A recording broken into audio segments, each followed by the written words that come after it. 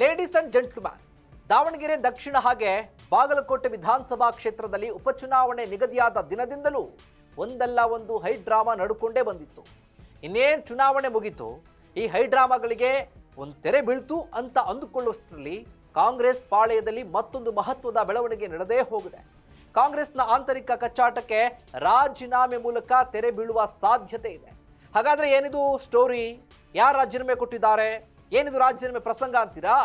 S ವೀಕ್ಷಕರೇ, ಇದೇ focus ಟಿವಿಯ ಸ್ಪೆಷಲ್ ಸ್ಟೋರಿ ರಾಜೀನಾಮೆ ಪರ್ವ. ನೆಲ ಜಲ ಭಾಷೆಗಾಗಿ ಪ್ರಾಮಾಣಿಕ ಪತ್ರಿಕೋದ್ಯಮ. ನೀವು ನೋಡ್ತಾ ಇದ್ದೀರಾ ಫೋಕಸ್ ಟಿವಿ. ನಾನು ಶಿವು ರಾನರಾಪುರ.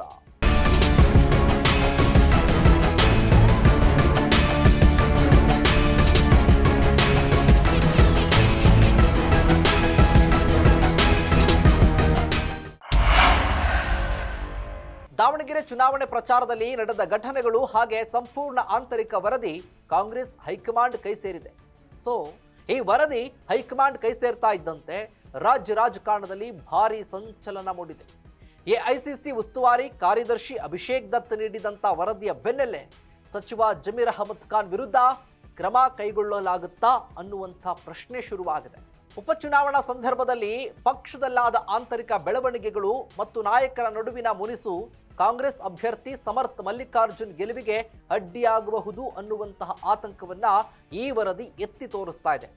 ಎಲ್ಲದಕ್ಕಿಂತ ಹೆಚ್ಚಾಗಿ ಅಲ್ಪಸಂಖ್ಯಾತ ಸಮುದಾಯದ ಕೆಲವು ಶಾಸಕರೇ ಸಚಿವ ಜಮೀರ್ ಅಹಮದ್ ರವರ ವಿರುದ್ಧ ಹೈಕಮಾಂಡ್ಗೆ ದೂರು ನೀಡಿದ್ದು, ಸಚಿವ ಸಂಪುಟ ಪುನಾರಚನೆ ವೇಳೆ ಅವರನ್ನ ಸಂಪುಟದಿಂದ ಕೈ ಬಿಡಬೇಕು ಅಂತ ಒತ್ತಾಯಿಸಿದ್ದಾರಂತೆ. ಇನ್ನು ಹೈಕಮಾಂಡ್ ಆಕ್ಷನ್ ತೆಗೆದುಕೊಳ್ಳುವ ಮೊದಲೇ ಕೆಪಿಸಿಸಿ ಅಲ್ಪಸಂಖ್ಯಾತ ಘಟಕದ ಅಧ್ಯಕ್ಷ ಹಾಗೂ ಎಂಎಲ್ಸಿ ಅಬ್ದುಲ್ ಜಬ್ಬಾರ್ ತಮ್ಮ ಸ್ಥಾನಕ್ಕೆ ರಾಜೀನಾಮೆಯನ್ನ ಕೊಟ್ಟೇ ಬಿಟ್ಟಿದ್ದಾರೆ. ಪಕ್ಷವು ಸಸ್ಪೆಂಡ್ ಮಾಡುವ ಮುನ್ಸೂಚನೆ ಅರಿತ ಜಬ್ಬಾರ್ ಮುನ್ನೆಚ್ಚರಿಕಾ ಕ್ರಮವಾಗಿ ಈ ನಿರ್ಧಾರವನ್ನ ಕೈಗೊಂಡಿದ್ದಾರೆ.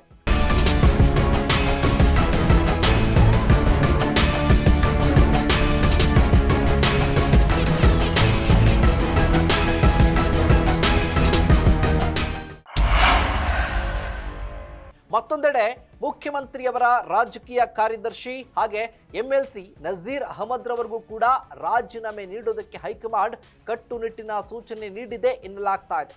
ಸದ್ಯದ ಬೆಳವಣಿಗೆಗಳನ್ನು ನೋಡಿದಾಗ ಈ ಬೆಳವಣಿಗೆಗಳು ಸಚಿವ ಜಮೀರ್ ಅಹಮದ್ ರವರಿಗೆ ನೆಗೆಟಿವ್ ಆಗಿ ಪರಿಣಮಿಸುವಂತಹ ಸಾಧ್ಯತೆ ಕೂಡ ಇದೆ.